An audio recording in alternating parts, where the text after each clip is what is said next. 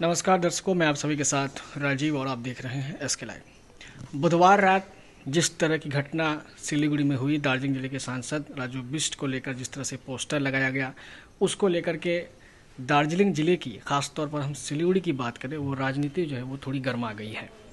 Poster किसके द्वारा लगाया गया, ये अपने आप में बहुत बड़ा प्रश्न चिन्ह है, लेकिन इस पर इसके पीछे हाथ होने का आरोप भाजपा की ओर से तृणमूल कांग्रेस की ओर लगाया गया है। थोड़ी देर पहले ही सिलीगुड़ी पुलिस स्टेशन में भारतीय जनता पार्टी के सिलीगुड़ी सांगठनिक जिला अध्यक्ष प्रवीण अग्रवाल एवं उनके तमाम भाजपा नेताओं की ओर से एक डेपुटेशन थाने में दिया गया है। उन्होंने एसके लाइव से विशेष बातचीत करते हुए कहा कि इसके पीछे तृणमूल कांग्रेस का हाथ है और तृणमूल कांग्रेस ही इस तरह घटना को अंजाम दे रही है। हेलो, नमस्कार राजू बिष्टा जी, मैं एसके लाइव से राजीव झा बोल रहा हूँ। जी नमस्ते। बोलिए राजीव जी। कल की जो घटना हुई है सिलीगुड़ी आपके संसदीय क्षेत्र में, सिलीगुड़ी के विभिन्न चौक चौराहों पर आपका पोस्टर लगाया गया था जिसमें लिखा गया था वी वांटेड राजू बिष्टा और बंगला में लिखा गया था एमपी राजू बिष्ट अपनी कोथाई जवाब दो। सबसे पहले इसे आप किस रूप में देख रहे हैं? देखिए, मैं तो इसको पॉजिटिव लेता हूँ। आज जो है बुद्ध पूर्णिमा है, बुद्धम शरणम गच्छामि, और मैं तो इसको पॉजिटिव देखता हूँ कि ये टीएमसी के नेता और कार्यकर्ता भी ये मानने लगे हैं कि हमारे क्षेत्र का अगर कोई भला कर सकता है तो वो बीजेपी कर सकती है, और वो बीजेपी के सांसद राजू को ढूंढ रहे हैं। ये मेरे लिए एक अच्छी बात है। और जो है आज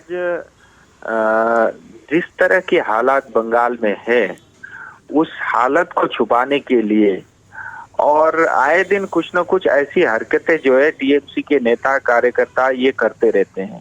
तो हम इसी तमाम मुद्दों पर बातचीत करने के लिए दार्जिलिंग जिला तृणमूल कांग्रेस अध्यक्ष श्री रंजन सरकार जी के आवास पर पहुंचे हैं और विशेष हमने इनका समय मांगा है।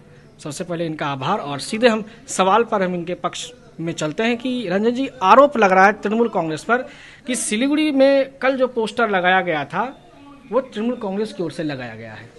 पहली बात ये है कि इस तरह का घटना हमारा बंगाल में नहीं होता है।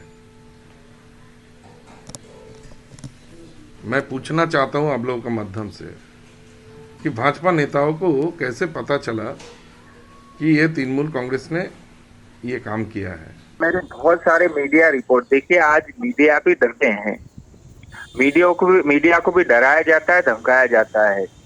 और मेरे बहुत सारे मीडिया के साथियों से बात हुई, ये रात को पोस्टर लगने से पहले मीडिया के लोगों को फोन करके बुलाया गया कि आइए और आप लाइव करिए, हम जो है सांसद जी का पोस्टर चिपका रहे हैं। तो इसका अर्थ क्या जाता है?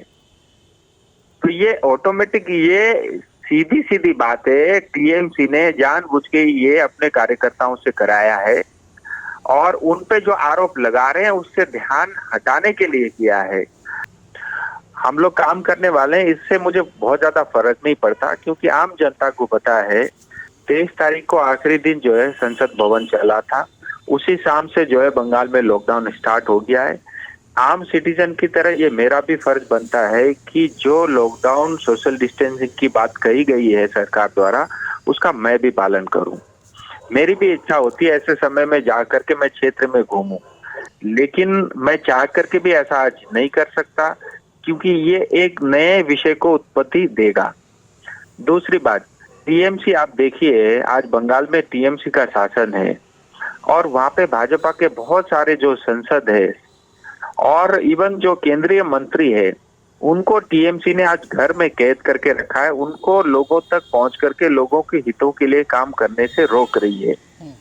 तो ये मैं पहले भी बता रहा हूँ, ये टीएमसी का जो है दोगला रवैया है। कि ये भी सही है, 22 तारीख को हमारा सरकार, राज्य सरकार ने हमारा इस स्टेट में लॉकडाउन घोषित किया।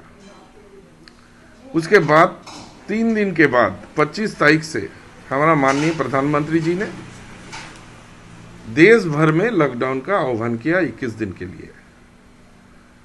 तो इसमें तो क्वेश्चन आ ही सकता है कि इस 3 दिन में हमारा संसद जी किसी भी तरह उनका जो क्षेत्र है जो संसदीय क्षेत्र है, आ सकते थे, इसमें कोई दो राय नहीं है। लेकिन ये बात खाली ये लॉकडाउन का नहीं है। आप लोगों को पता है, और भाजपा का जिन नेताओं ने हमारा पार्टी का ऊपर उंगलियां उठा रहे हैं, उनको समझना चाहिए। देखा पहाड़ में ऐसा पोस्टर आई थी कि सांसद महोदय को इस समय आना चाहिए। पब्लिक रिप्रेजेंटेटिव है हम लोग, जनता ने हमको चुनते हैं, पास में इस समय में नागरिकों के साथ रहने के लिए हम लोगों को चुनते हैं। हम इस पेंडेमिक में अगर खुद भाग जाएंगे तो हमारा यहाँ का जो वोटर्स है, नागरिक है, वो लोग क्या करेंगे? लेकिन हम इस तरह का काम का समर्थन नहीं करते हैं। इस तरह का काम को हम समर्थन नहीं करते हैं, और हम लोग सभी इस कोविड-19 के फाइट में हमारा माननीय मुख्यमंत्री जी, हमारा माननीय प्रधानमंत्री जी का आह्वान में इस कोविड फाइट में इस 50 दिन से हम लोग लड़ रहे हैं। हमारा पास ये सब राजनीति करने का समय नहीं है। जो काम भाजपा ने शुरू किया है, घर में बैठकर, सोशल मीडिया में बैठकर, जो गंदा घिनौना काम ये लोग कर रहे हैं, हम इसको बहुत बार हमने करने से मना किया। जो आरोप, बेबुनियाद आरोप भाजपा नेताओं ने, भाजपा के वर्कर ने बंगाल में शुरू किया, हम लोग इस तरह का राजनीति को हम लोग धिक्कार देते हैं। हम इसमें सहमत नहीं है। जो आरोप इन लोगों ने लगाना शुरू किया है, ये बहुत गंदी हरकत है और ये करना नहीं चाहिए। हमने बहुत बार आवेदन किया, निवेदन किया कि आप लोग घर में रहो, आप लोग खुश रहो। जैसे हमारा देश के प्रधानमंत्री जी ने हम लोगों को जैसा ऑर्डर दिया है, वो निर्देश हम लोग पालन कर रहा है, बाखूबी पालन कर रहा है। सब गरीब, एकदम गरीब, जो दिन गुजारने के लिए रोज का उनको पैसा चाहिए, उनको सामान चाहिए, उनका साथ खड़ा होना चाहिए इस समय, ना कि इस समय राजनीति करना चाहिए। राजू जी, एक आरोप यह भी आता है कि आपको लॉकडाउन, जिस तरह सेंट्रल टीम सिलीगुड़ी आई थी विशेष विमान से, आप भी उस विशेष विमान में सवार होकर के अपने संसदीय क्षेत्र आ सकते थे। नहीं, ये जो भी कहता है ना, ये बेचारे वो ज्ञान का अभाव है उसको, और ये ऐसा मैं नहीं कर सकता क्योंकि वो स्पेशल पर्पस के लिए आई है। और कोई भी आदमी एक स्टेट से दूसरे स्टेट आज के दिन में नहीं जा सकता, वो कानून का उल्लंघन होगा। हमारे लाखों विद्यार्थी आज जो है शहर से बाहर हैं, हमारे लाखों जो है लोग जो इलाज कराने के लिए दूसरे शहरों में गए, आज वो अटके हुए हैं। वो क्यों नहीं आ पा रहे हैं? कभी उसके बारे में सोचा किसी ने? कभी कुछ तृणमूल नेता आप पर आरोप यह भी लगाते हैं कि आप अपने पर्सनल चार्टर्ड विमान से भी सिलीगुड़ी पहुंच सकते थे। केंद्र सरकार से निवेदन कर, किसी तरह की तमाम, आप एज ए सांसद के रूप में आप पहल कर सिलीगुड़ी पहुंच सकते थे, लेकिन आप इस माहौल से आप बचने की कोशिश करने हैं तो आप दिल्ली में बैठे हुए हैं, ऐसा आरोप आप पर लगाया जा रहा है। इसका क्या जवाब देंगे? देखिए, मैं आपको बताऊं, दिल्ली तो पूरा रेड जोन है, ठीक है। और ये जो है कोरोना के समय में आपको मैं बताऊं, चार्टर प्लेन व्यक्तिगत, मैंने कई बार जो है केंद्र सरकार से भी बात की, मुझे अनुमति नहीं मिली, एक बात। दूसरी बात, अभी ऋषि कपूर जी का देहांत हुआ था, उनकी बेटी तक जो है दिल्ली से चार्टर प्लेन में नहीं जा, उनको तक अनुमति नहीं, बीजीसीए ने अनुमति नहीं दी। तो आप समझ सकते हैं कैसा माहौल देश में है कोरोना को लेकर के। और इस समय अगर एक जगह से मैं दूसरी जगह ट्रेवल करूंगा, वो कानून का उल्लंघन। दूसरी बात ये बताइए ना, मैं वहां आके करूंगा क्या? मुझे आके वो 15 दिन कैद करके घर में ही तो रखने वाले हैं। और अल्टीमेटली ये जरूरी नहीं है कि आप कहाँ हो, इम्पोर्टेंट ये है कि आप कहीं भी हो, रह करके अपने क्षेत्र के लिए क्या कर रहे हो, वो ज्यादा महत्व है। हमारे इतने सारे जो है टीएमसी के नेता और मंत्री वहां पे हैं, मैं यही पूछ रहा हूँ ना, उन्होंने आज तक अपने क्षेत्र के लिए किया क्या है? भ्रष्टाचार के अलावा अगर उन्होंने कोई काम किया हो तो कृपया मुझे वो बता दीजिए, कोई एक काम बता दीजिए। आरोप यह भी लग रहा है कि आप अपने संसदीय क्षेत्र के लिए कितना पीपीई किट मुहैया कराए हैं, कितना मास्क मुहैया कराए हैं, कितना सैनिटाइजर मुहैया कराए हैं, ये सवाल विरोधी दल आपसे कर रहे हैं, इसका क्या जवाब देंगे? बहुत अच्छी बात है। मैं आपकी जानकारी के लिए बता दूं, ये आज से 12-15 दिन पुरानी रिपोर्ट में बता रहा हूँ, अभी लेटेस्ट मैंने चेक नहीं किया। जब मैंने हेल्थ मिनिस्ट्री में चेक किया बंगाल को क्या मिला है, तो आपकी जानकारी के लिए हमारे जितने भी दर्शकगण जो आपको सुन रहे हैं, श्रोतागण, उनकी जानकारी के लिए बता रहा हूँ, 126 करोड़ रुपया डिस्बर्स हो चुका है कोरोना से लड़ने के लिए बंगाल सरकार को। ये 15 दिन पुरानी रिपोर्ट है। हाइड्रोक्लोरोक्विन जिस टेबलेट की हम बात करते हैं, वो 32,50,000 बंगाल पहुंच चुका है। 50,000 पीपीई किट बंगाल पहुंच चुका है। 1,37,000 N95 मास्क पहुंच चुका है। पूरे बंगाल के अंदर में 9 सरकारी और जो है 6 प्राइवेट अस्पताल के अंदर में कोविड टेस्टिंग आज शुरू हो चुकी है। यानी 15 लैब को केंद्र सरकार ICMR द्वारा मान्यता मिल चुका है। ये सब काम हुआ है। राजू जी, और केंद्र सरकार ने बहुत सारे काम की बात करें, वो आपके संसदीय क्षेत्र के ऊपर सवाल खड़ा करते हैं कि आपने अपने संसदीय क्षेत्र के लिए क्या क्या मुहैया कराया है। मैं आपको वही बता रहा हूँ, अपने संसदीय क्षेत्र सिलीगुड़ी हमारे ही क्षेत्र में आता है। आज कोरोना टेस्टिंग का लैब वहाँ पे स्टार्ट हो गया है, एक बात। दूसरी बात, मेरे पहल के कारण केंद्र सरकार ने 5 लोगों की टीम पश्चिम बंगाल में 2 टीम भेजी और 1 टीम आज सिलीगुड़ी में है।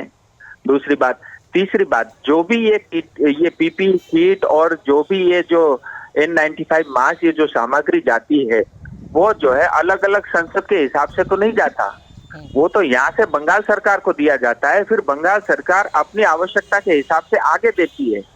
लेकिन हमारे क्षेत्र का ये भी दुर्भाग्य है कि जो केंद्र सरकार ने दिया, हमारे हिस्से में जो मिलना चाहिए था, आज वो भी नहीं मिला। हमारे बहुत सारे डॉक्टर और नर्सेस इसी बात को लेकर के चिंतित है। वो मरीज का इलाज तो कर रहे हैं, लेकिन उनके पास पर्याप्त मात्रा में किट अवेलेबल नहीं है। आप मंत्री जी से ये पूछिए ना, मंत्री जी जो वहाँ स्वयं रहते हैं, कि बंगाल सरकार को केंद्र ने इतना दिया, आप बंगाल में नॉर्थ बंगाल के लिए आप क्या लेके आए हो आज तक? आप ये सवाल उनसे पूछिए।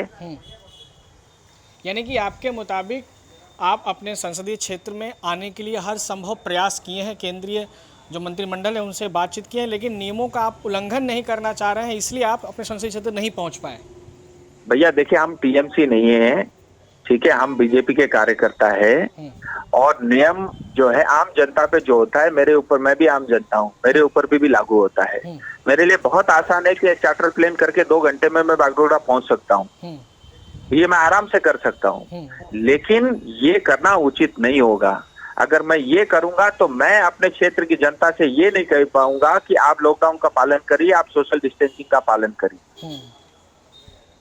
और ये जो है सिर्फ और सिर्फ टीएमसी अपनी गलतियों को छुपाने के लिए ये ऐसी घटिया हरकतें कर रही है। और मैं आपको बता दूं, मैं दिल्ली रह करके, मैं सिलीगुड़ी रह करके शायद इतना नहीं कर सकता था, उससे ज्यादा काम मैं दिल्ली रह करके कर रहा हूँ। कम से कम 75,000 परिवार तक राशन और सब्जी पहुंचाने का काम हमारे कार्यकर्ताओं ने किया है। और देश भर में जो है 10,000 से ज्यादा जो हमारे परिवार के लोग जो या तो वर्कर हैं या जो स्टूडेंट है, जो बेचारे जो है आज की अवस्था में फंसे हुए हैं, उनकी मदद की है। और मेरे पास तो इतने वीडियो आते हैं, इतने टेलीफोन आते हैं, वो सब पूछते हैं कि टीएमसी के नेता विधायक कोई उनका फोन नहीं उठाते। और उनके भी क्षेत्र के जो काम है, जो लोगों के फोन और टेलीफोन है, वो सब हमें अटेंड करना पड़ता है और उनकी मदद करनी पड़ती है। आज ये अवस्था है। आप देखिए ना, मुख्यमंत्री जी, हमारे झारखंड के बहुत सारे जो है जो माइग्रेंट वर्कर आज बंगाल वापस आ रहे थे, उनको बॉर्डर में रोक दिया, उनको आने नहीं दिया। तो ये कैसी मुख्यमंत्री है? दूसरी बात, आज केंद्र सरकार ने ये कहा कि एमएससी का ऑर्डर आया, जो माइग्रेंट वर्कर और विद्यार्थी अपने घर को वापस आ सकते हैं। केंद्र सरकार 85% रेल का किराया देने को तैयार है, उसके बावजूद भी आज तक बंगाल ने कोई पहल नहीं किया। एक हेल्पलाइन चालू कर रखा है जो वो चलता नहीं है, और उसके ऊपर आज तक उन्होंने कुछ नहीं किया। मैंने कल भी मुख्यमंत्री जी को कहा है पत्र लिख करके, कृपया करके इसके ऊपर में तुरंत कार्रवाई करें। आज आपको मैं बताऊं, टीएमसी के सिलीगुड़ी में तो मंत्री तक भी रहते हैं, बहुत सारे विधायक हैं। 2 महीने से ज्यादा लॉकडाउन और कोरोना का समय हो गया। आप उनसे कभी ये पूछिए ना, इस 2 महीने में आपने कोई एक अचीवमेंट आप बता दें, एक काम जो कोरोना के लिए आपने किया हो, वो नहीं बता सकते। उन्होंने इतना जरूर किया है कि जो केंद्र सरकार ने जो राशन दिया था उसकी चोरी की गोडाउन से, और वो राशन ले जाके हर घर में 2 किलो 3 किलो बांटने का काम ये मंत्री और नेता कर रहे हैं। आप मुझे बताइए, ऐसे समय में पूरे नॉर्थ बंगाल की चिंता जिस मंत्री ने करनी चाहिए, वो मंत्री घर घर जाके चोरी का राशन बांट रहा है। और मैं आपको बताऊं, मैं केंद्र सरकार से बात करके हमारे लिए कम से कम आज इतना हुआ है कि नॉर्थ बंगाल मेडिकल कॉलेज के अंदर में लैब स्टार्ट हो गया, वहाँ कोरोना जो है टेस्टिंग हो रहा है। और जो है, क्योंकि हमारे यहाँ आपको पता है सिलीगुड़ी, दार्जिलिंग, कालिम्पोंग, इन जगह पे पूरे नॉर्थ बंगाल में लॉकडाउन का इतना जो है उल्लंघन हो रहा था, सोशल डिस्टेंसिंग मेंटेन नहीं हो रही थी, फिजिकल डिस्टेंसिंग मेंटेन नहीं हो रही थी, अनावश्यक चीजों की दुकानें खुली हुई थी, बाजारों में भीड़ थी। उसको रोकने के लिए केंद्र सरकार से बात की तो केंद्र सरकार की एक टोली वहां गई, उसके कारण आज 50% चीजें ठीक भी हुई है। दूसरी चीज, अब जो दार्जिलिंग जिले की राजनीति है उसमें थोड़ा सा नया मोड़ आया है। ये अब किस दिशा में राजनीति जाएगी, या फिर आपकी ओर से इसके अपोजिट में क्या पहल आप करेंगे इस तरह की घटना के बाद? देखिए, मैं तो आपको बोल दिया, बुद्धम शरणम गच्छामि, मैं सबको क्षमा करता हूँ, इन बातों से मुझे कोई नहीं फर्क पड़ता। देखिए, मैं ये टीएमसी के नेता जैसा नेता नहीं हूँ। मैं अपने क्षेत्र के लिए ईमानदार हूँ और जो है बेदाग हूँ, और मैं अपने क्षेत्र के लिए जो कर सकता हूँ मैं कर रहा हूँ और आगे भी करूंगा। आज तक मुझे बताइए, मुझे पास तो सैकड़ों कार्यकर्ता लोगों के फोन आते हैं, लोग ये कहते हैं कि पहली बार हमें एहसास हो रहा है कि हमारे क्षेत्र में सांसद है। तो ये सब असली बात ये है कि आज जो है टीएमसी घबराई हुई है बीजेपी के और हमारे जैसे कार्यकर्ताओं के पॉपुलैरिटी के कारण, और इसी वजह से ये सब जो है घटिया राजनीति आज टीएमसी के लोग कर रहे हैं। रंजन सरकार जी, भाजपा जिलाध्यक्ष प्रवीण अग्रवाल ने हमें बयान में यह कहा, कल आपने एक पत्रकार सम्मेलन किया था, उस पत्रकार सम्मेलन में आपने वर्डिक्ट यूज़ किया था कि हमारे सांसद गायब हैं, और उसी रात इस तरह की घटना हुई। उन्होंने सीधा आरोप दार्जिलिंग जिलाध्यक्ष पर लगाया है। इस पर आपकी क्या प्रतिक्रिया है? मैं वही तो बोल रहा हूँ कि इससे पहले मैंने जो बोला था कि पहाड़ में उस समय सांसद जी का पोस्टर लगा था, कि उस समय भी सांसद जी को नहीं मिला हम लोगों को, और अभी भी नहीं मिल रहा है। पोस्टर आदमी लगाते हैं तो इसमें गलत क्या है? जो सच बात है वो करने से तो नागरिक बोलेंगे, वोटर्स बोलेंगे। हम भी यहाँ का वोटर है, यहाँ में हम जन्मे हैं यहाँ। हो सकता है हमारा एमपी जी को पता नहीं है, वो पहले बार सांसद बने हैं, राजनीति भी में भी नहीं थे उन्होंने, उनका दोष नहीं है। लेकिन ऐसा आरोप लगाना राजनीतिक के लिए ये गलत बात है। हमारा सिलीगुड़ी में विशेषकर और बंगाल में यहाँ ऐसा गंदी राजनीति हम लोग कभी नहीं किया। 34 साल वामपंथियों ने हम लोगों के ऊपर इतना अत्याचार किया, लेकिन ऐसा हालत कभी नहीं बना। जो भाजपा नेता कर्मीगण जो करना चाहते हैं, जैसे लगता है कि वो पावर में आ गया, पावर में आया ही नहीं, आएगा भी नहीं कभी। इसमें इतना तेवर दिखा रहे हैं, ये सब बंगाल में नहीं चलता है। यानी कि उन आरोपों का आप निराधार बता रहे हैं? आरोप तो कोई भी कर सकता है, उसके लिए पुलिस है, प्रशासन है, सब देखेंगे। लेकिन ये भी समझना पड़ेगा, सोचना पड़ेगा कि हम भी यहाँ का जनप्रतिनिधि है, यहाँ का ऑपोजिशन लीडर है, और एक शासक दल का हम यहाँ का अध्यक्ष है। हम लोगों के ऊपर सरासर ऐसा आरोप लगाना, अगर लगाया है तो हमको पता नहीं, उन्होंने हम किसी से नहीं सुना अभी तक। अगर मेरा ऊपर कोई लगाता है तो उसमें भी कार्रवाई की जाएगी। हम नहीं चाहते हैं कि कोई भी गैर कानूनी काम हमारा कोई पार्टी का वर्कर करेगा, नहीं करेगा। लेकिन हमने सुना है कि यहाँ का जो भाजपा के अध्यक्ष है, उन्होंने कही है कि जितना तेजी से पोस्टर लगाया गया, उतना तेजी से उनका समर्थकों ने उसको खोल दिया। तो उसके ऊपर भी कानूनी कार्रवाई होनी चाहिए। ऐसा नहीं बता सकते आप। लॉकडाउन का समय आपका वर्कर रास्ते में आकर तोड़फोड़ करेंगे, बिना जाने बिना पहचाने बिना बुझे जो कुछ बोल सकते हैं आप, ये भी गलत है। हम लोग काम कर रहे हैं यहाँ। भाजपा नेता की ओर से आरोप यह लगाया जा रहा है राज्य की सत्ताधारी दल तृणमूल कांग्रेस पर कि कोविड-19 के तथ्यों को छुपाने के लिए तृणमूल कांग्रेस की ओर से इस तरह की गंदी राजनीति कर रही है। इसमें कितनी सच्चाई है? क्या सच में कोविड-19 से जुड़े तथ्यों को छुपाया जा रहा है, जैसा आरोप भाजपा नेता लगा रहे हैं? देखिए, ये बहुत शर्मनाक बात है। जो ये सब आरोप लगा रहे हैं उनको बंगाल का इतिहास जानना चाहिए। बंगाल को जो लड़ाई स्वाधीनता से लेकर अंग्रेज जमाने में बंगाल जो लड़ाई किया इस देश के लिए, बंगाल के हमारे महापुरुषों ने जितना लड़ाई किए हैं उसका इतिहास पहले जानना चाहिए। और कोविड-19 का जो कोमॉर्बिड जो तथ्य हमारे माननीय मुख्यमंत्री जी ने पहले बोला था, आज तो सेंट्रल गवर्नमेंट ने उसको सामने लाया। गुजरात का अब रोज का तथ्य देखिए, कोविड-19 का कितना संक्रमण हुआ और कितना कोविड-19 बगैर आदमी गुजरे हैं, उनका तथ्य तो गुजरात में दिया जा रहा है, महाराष्ट्र में दिया जा रहा है। तो पहले तो सेंट्रल गवर्नमेंट आईसीएमआर का गाइडलाइन को मेंटेन करना पड़ेगा इस पेंडेमिक में। ये भाजपा नेता लोग को क्यों नहीं तथ्य सामने नहीं ला रहा है? तथ्य विकृति करने का काम भाजपा नेताओं का है, हम लोग नहीं करते। हमारा पास तो उसमें पैसा नहीं है। सोशल मीडिया में लगे रहो सुबह से रात तक।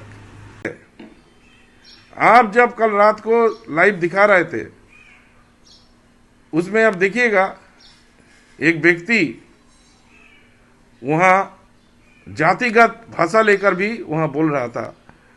मैं उसका जो उनका जो फेसबुक है, मैं वो भी देखा, वो एक भाजपा कार्यकर्ता है। तो इन लोग का काम है जाति को जाति में लगाओ, लड़ाओ, धर्म में लड़ाओ, आदमी आदमी का साथ लड़ाओ। ये लड़ाई बंगाल में नहीं चलेगी। अब जितना भी पावरफुल हो जाए, बंगाल में जो शांति है, जो श्रृंखला है, इसको बजाय रखेंगे, सब मिलकर बरकरार रखेंगे। और अगर ऐसी बात सोशल मीडिया में बैठकर करेंगे तो कानून उसके ऊपर कार्रवाई करेगी। आप देखिएगा, मैं दावे के साथ कह सकता हूं, सिलीगुड़ी में, हमारा जिला में और पश्चिम बंगाल में जो नाटक रेशन को लेकर भाजपा कर्मियों ने शुरू किया है, एक भी जगह में दिखाइए हमारा जिला में रेशन लेकर कहीं किसी का आरोप है। हाँ, ये हो सकता है किसी को रेशन कार्ड नहीं मिला, अप्लाई नहीं किया, और अप्लाई करने के बाद हम लोगों को तो पता नहीं था। मेरा रेशन कार्ड नहीं है, मेरा फैमिली का रेशन कार्ड नहीं है। कभी हम लोग सोचे ही नहीं थे कि कोविड आएंगे, ऐसा समय आएंगे जब हमको रेशन में हमको चावल लेकर खाना पड़ेगा। हमने सोचा नहीं था, इसलिए नहीं बनाया। तो इसमें सरकार का क्या दोष है? हर एक आदमी को जिसका पास डिजिटल रेशन कार्ड है उसको रेशन दिया गया है। पिछले 5 दिनों में सबसे ज्यादा रेशन हमारा राज्य को सबको मिला है। लेकिन मैं ये आप लोगों का माध्यम से पूछना चाहूंगा, गुजरात में क्या हो रहा है, महाराष्ट्र में क्या हो रहा है, हरियाणा में क्या हो रहा है? आजकल किसी के पास कोई बात छुपा नहीं रहता है। तो ऐसा जो गंदा जो राजनीति भाजपा ने शुरू किया है, बाखूबी हमारा नागरिक देख रहे हैं। और मैं आवेदन करूंगा सबको कि इस समय ये राजनीति बंद हो, नागरिकों के साथ सब मिलकर खड़ा होते हैं। हमारा देश इस कोविड-19 से जो फाइट कर रहा है, हमारा डॉक्टर्स, हमारा नर्सेस, हमारा स्वास्थ्यकर्मी, हमारा पुलिसकर्मी और जितने भी नागरिक हैं जो अपना घर में बैठकर अपना दुख अपने में समेटकर अपना फैमिली लेकर इस फाइट में शामिल हुए हैं, हम उनको नमन करते हैं, उनको सलाम करते हैं। लेकिन मैं ये भी भगवान से प्रार्थना करता हूँ कि इस भाजपा नेताओं को थोड़ा बुद्धि दे।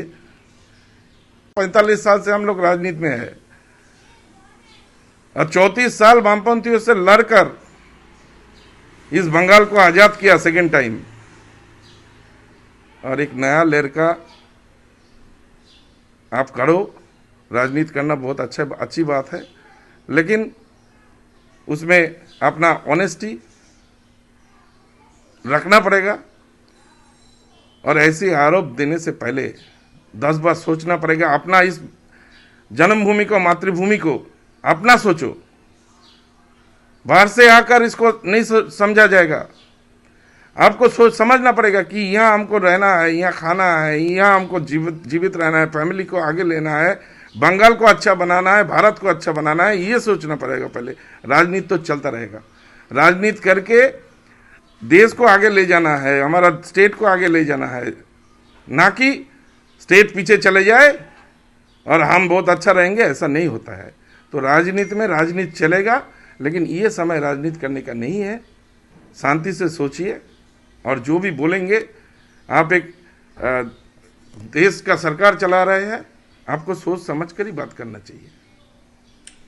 तो आपने रंजन सरकार, दार्जिलिंग जिला अध्यक्ष रंजन सरकार जी को सुना। उन्होंने भाजपा नेताओं के द्वारा आरोपों को निराधार बताते हुए ऐसे महामारी के समय में सभी को एकजुट होकर काम करने की नसीहत दी है, न कि राजनीति करने की। अंततः दार्जिलिंग जिले के लोग को आप क्या कहना चाहेंगे इस? देखिए, मैं यही कहना चाहूंगा, ये कठिन समय है और अभी तक जो है हम लोग ने ईमानदारी से और व्यक्तिगत तौर पे जो भी कंट्रीब्यूट कर सकते हैं उसके तहत हम लोग काफी बचे हुए हैं। आने वाला समय भी डिफिकल्ट समय होगा क्योंकि लॉकडाउन धीरे धीरे खत्म होता हुआ जाएगा, लेकिन कोरोना अभी खत्म नहीं होगी। आने वाले समय में कोरोना के साथ ही हमको जीना पड़ेगा, इसलिए हम सबको अपनी आदतें भी चेंज करनी पड़ेगी, अपनी स्टाइल को चेंज करना पड़ेगा, अपने दिनचर्या में परिवर्तन करना पड़ेगा और कोरोना के साथ रहते हुए उससे बचना पड़ेगा। तो मैं सभी से ये प्रार्थना करता हूँ कि जो जैसा दिशा निर्देश सरकार से आए दिन बार बार मिल रहा है उसका बहुत कड़ाई से पालन करना होगा और हम लोग सब मिल करके एक होकर के इस कोरोना वायरस से हम निकल जाएंगे, बच जाएंगे। लेकिन उसके अंदर में आम जनता, आम लोगों सबका सहयोग होगा, क्योंकि अगर एक व्यक्ति भी जो है कोरोना और ये सब लड़ने के लिए जो लॉकडाउन, सोशल डिस्टेंसिंग का पालन नहीं करेगा, उसका खामियाजा पूरे नॉर्थ बंगाल, सिलीगुड़ी और हर समाज के लोगों को करना पड़ सकता है। इसीलिए हम सबको जागरूक होना पड़ेगा और हम सबको बहुत डिसिप्लिन में रहना पड़ेगा और सरकारें अपने तरफ से जो करना होगा वो करेगी, लेकिन हर एक व्यक्ति की भी जिम्मेदारी रहेगी कि जो दिशा निर्देश हमको मिल रहा है उसको हम कड़ाई से और ईमानदारी से उसका पालन करें। बहुत बहुत धन्यवाद अपना बहुमूल्य समय हमें देने के लिए। धन्यवाद जी, नमस्कार। 100% आयुर्वेदिक दमादमन किट प्राप्त करें और अपने फेफड़ों को बिना किसी दुष्प्रभाव के घातक वायरस से लड़ने की शक्ति बढ़ाएं। फेफड़ों की ताकत बढ़ाने और साथ ही साथ एलर्जी, खांसी या फिर ब्रोंकाइटिस और अस्थमा जैसी बीमारियों से भी लड़ने के लिए राहत देती है दमादमन किट। इस किट में आप पाएंगे दमादमन सिरप, दमादमन चूर्ण, दमादमन हर्बराज हर्बल टी, जिसका मूल्य है 750 और आपको देने हैं सिर्फ 700 रुपए। Contact number 8597738095। तयारी फ्ल्याट लाखौंको बजेट के तपाईले सिलगढीमा फ्ल्याट लिने सोच बनाउनु भएको छ? हजुर, यस्तै सुनौलो अवसर स्वागत रेसिडेन्सले यहाँहरू समक्ष लिएर आएको छ, जहाँ तपाईले लाखौं रुपियाँको बजेटसँगै वास्तु अनुसार असल ढङ्गमा तयार गरिएको सम्पूर्ण सुविधायुक्त 80 फ्ल्याटको अपार्टमेन्ट पाउनुहुनेछ। स्वागत residency near Nirmala convent hostel. Contact 9832350915 9434001643।